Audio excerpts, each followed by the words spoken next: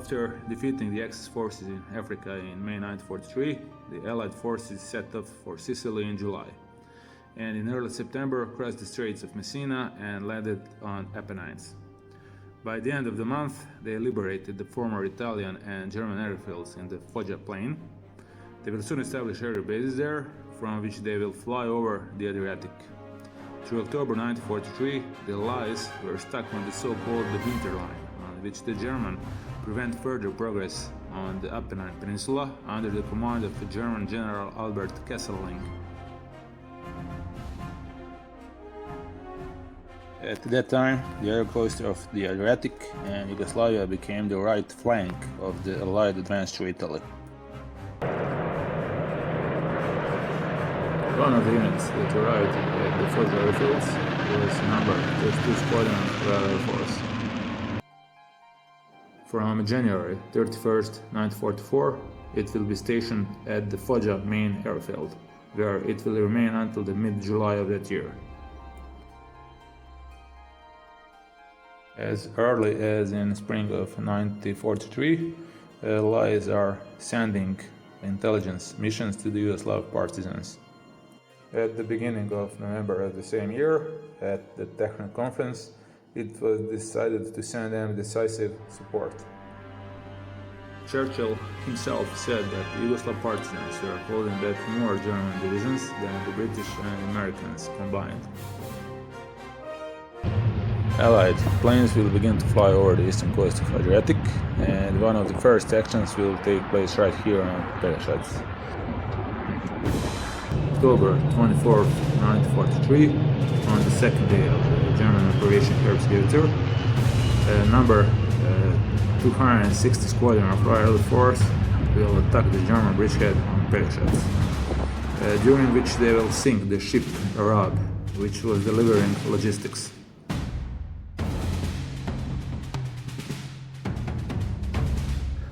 Since then, Allied aircraft, both tactical aviation and large bombers of strategic aviation, that flew over this area toward targets deeper in Europe, will not be anything unusual in the sky above Dalmatia, including Peljesac.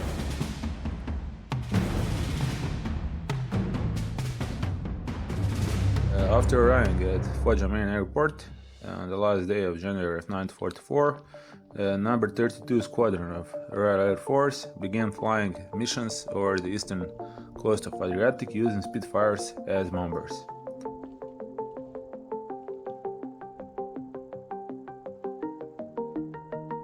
On April 2, 1944, in an offensive reconnaissance mission over the Peljesac Peninsula, after strafing German positions close to the village of Piavicino, one of the Spitfires was probably hit by an anti-aircraft fire.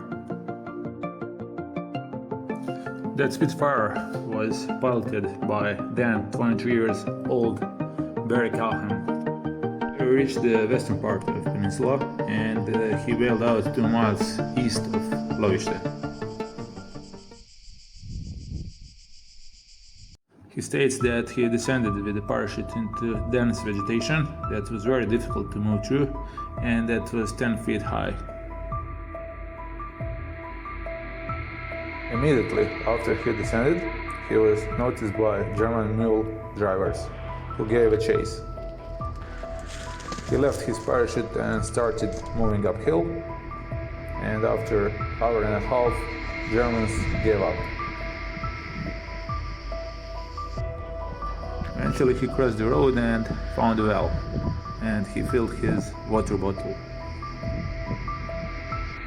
As the night approached, he broke out on the north shore, where he met an elderly woman, whom he decided to ask to give him some water. Decades later, I even found out who it was. Anyway, she gave him water and fed him, and led him to the hiding place.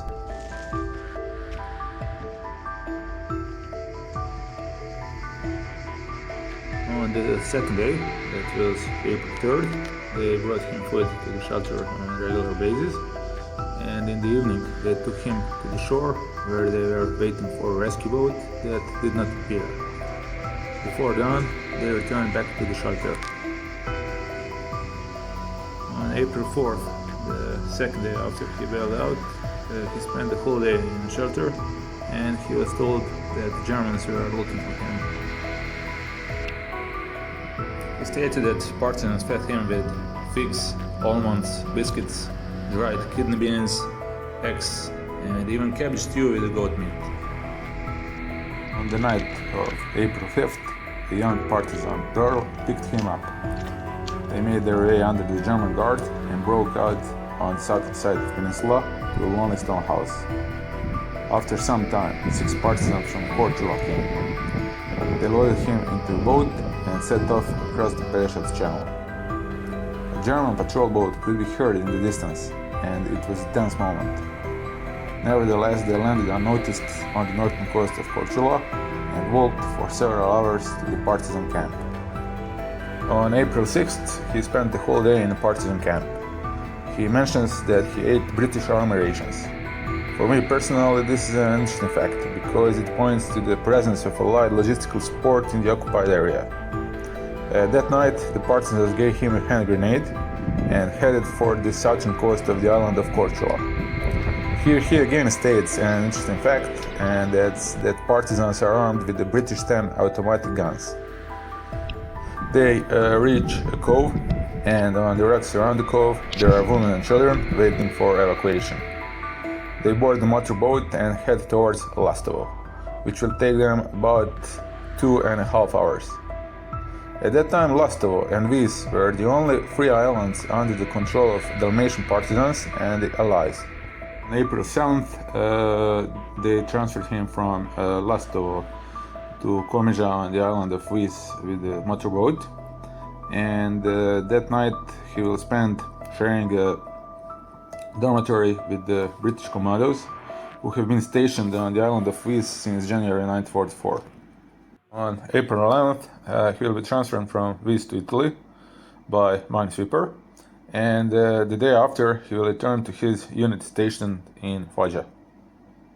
But let's go back in history and say a few things about the Spitfire. It all started long before the Second World War. Between 1919 and 1931, the Schneider Trophy sport hydroplane race was held. The most successful plane of that race was the S6, designed by the R.J. Mitchell. S6 aircraft is the direct predecessor of the Spitfire, and that is why I find S6 mark stamps on the plane parts found on Peljesac. In 1931, the Air Ministry required the construction of a new fighter plane for the Royal Air Force. Mitchell's first design, Type 224, was unsuccessful, which is actually why the Hawker Hurricane fighter flew before the Spitfire and became available in larger numbers quicker than the Spitfire. But Mitchell continued working on Type 300.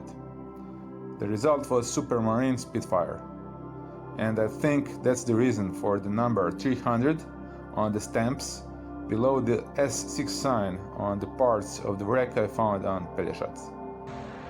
The first Spitfire was delivered to the Royal Air Force in the summer of 1938. A year before, Hawker Hurricane entered the service.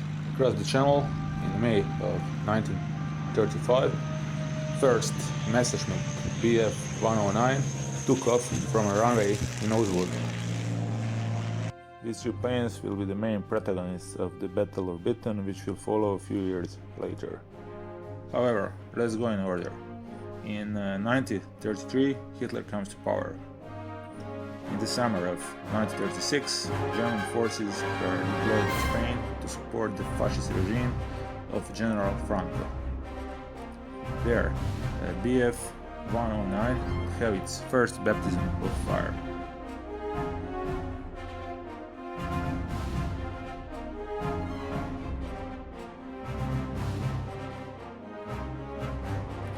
On September 1st of 1939, with invasion of Poland, Germany started the Second World War.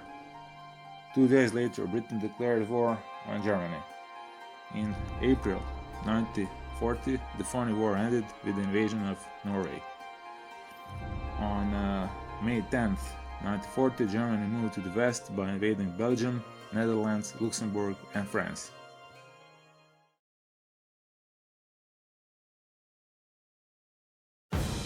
By May 26 of 1940, the British Expeditionary Force had no alternative but to be evacuated from Dunkirk.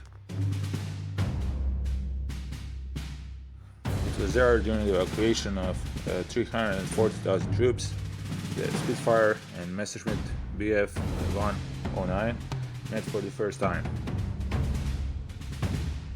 The occupation of France completely changed the conditions regarding the defense of the British Isles.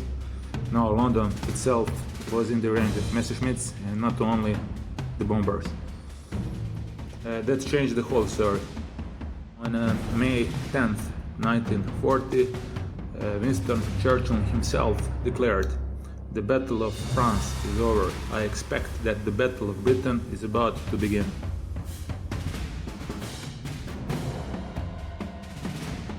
The Battle of Britain will begin on July 10th, 1940 and end on October 31st, 1940. Just then, in the sky above Britain, the Spitfire will enter the legend.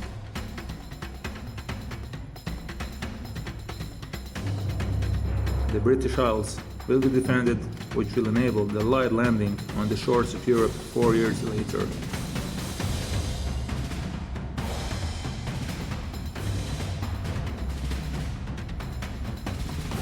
It was the finest hour.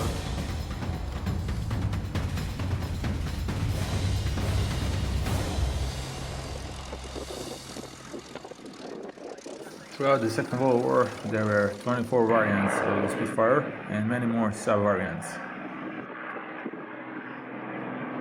The Battle of Britain in summer of 1940 was led by Mk.I, armed with the .303 guns.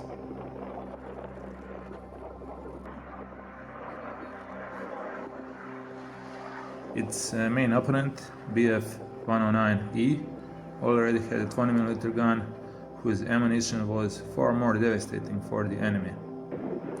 Already at that time, experiments were being done with mounting 20mm cannons on Spitfire, but not so successfully. However, 20mm Hispano cannon became standard with the Spitfire Mark V during the 1941. In this footage you can see the 20mm casings fired from Hispano gun from two Spitfires in the summer of 1944, not so far from Loviste. Through the African campaign, the Mark V Spitfire has already started to play the role of a bomber and is equipped with two 250-pound bombs under the wings. Footage you can see the remains of a 250-pound bomb used by Spitfires to attack German positions on Peljesac in the summer of 1944.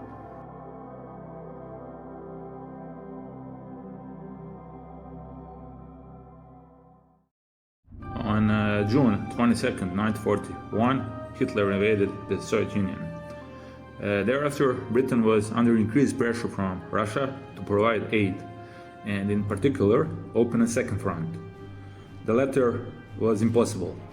The only real way to demonstrate support was the continuing with the aerial campaign over northern France by day and Germany by night. The objective was to force the Germans to reinforce the Channel coast with fighter units from Russia, thus relieving the pressure on that front. This never happened.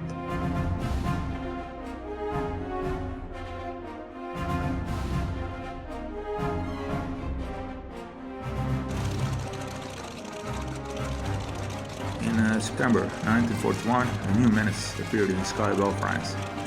The new German fighter, Frka 190, surpassed the Spitfire Mark V in every aspect. For the first time, the Spitfire pilots lost confidence. The answer to the German new fighter Frka 190 came in June of 1942 as Spitfire Mk.IX.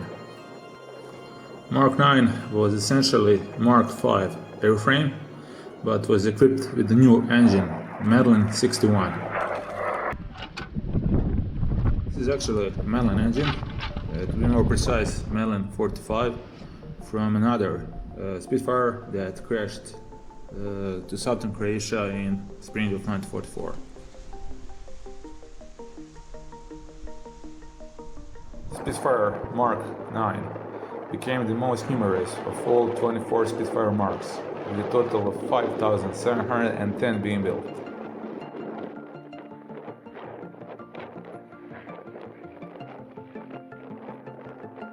And one of them crashed on Peljesac peninsula near Loviste 8 years ago.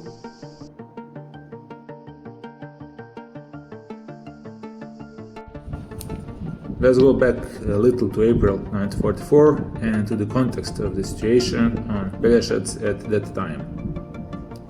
At the end of October, the Germans in the Operation Herbstgewitter attacked Peljesac with the aim of capturing it and in order to serve as a springboard for the further occupation of the southern Dalmatian islands, all with the aim of ensuring longshore communication with the ports that connect the northern and southern Adriatic.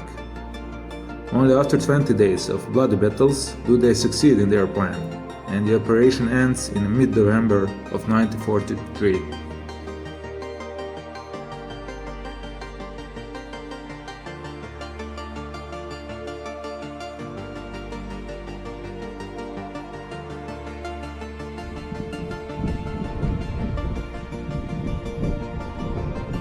Germans' next target was the island of Corčula, which they attacked 2 days before Christmas in 1943. They captured it in the day after Christmas and inflicted the biggest defeat on the Dalmatian partisans during the Second World War, inflicting terrible losses on them.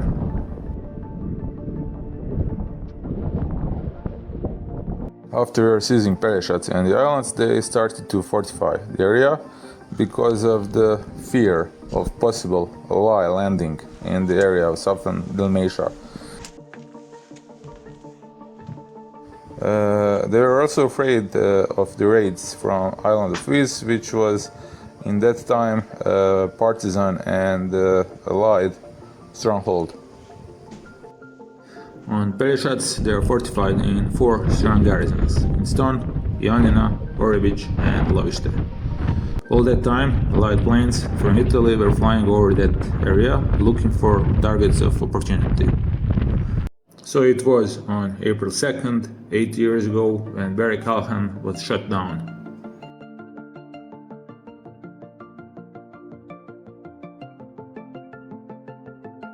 In fact, Barry was the second Allied pilot that I know of who was rescued by Peljesac and Corčula partisans.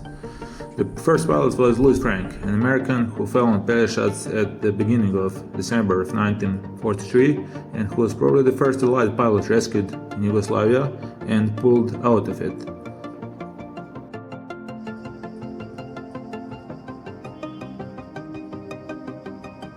In any case, I am glad that I brought this forgotten piece of history out of oblivion after 8 years.